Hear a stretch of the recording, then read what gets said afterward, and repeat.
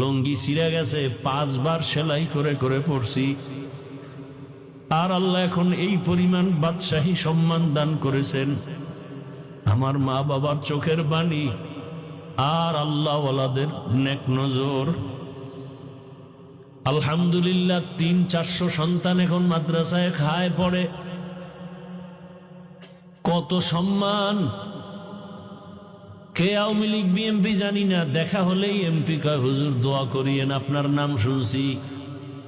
বড় কোটিপতি ফ্যাক্টরির মালিক, দেখা হলে বলে হুজুর দোয়া করিয়েন, অনেক নাম শুনছি। এর থেকে আর সম্মান লাগে কিছু? আমাদের এই চেয়ারের কোনো মেয়াদ আছে? এদেরকেই বলে মুকুটহীন সম্রাট, যে এমপি পর্যন্ত দোয়ার জন্য দাঁড়ায় থাকে, এটির মুকুটহীন সম্রাট।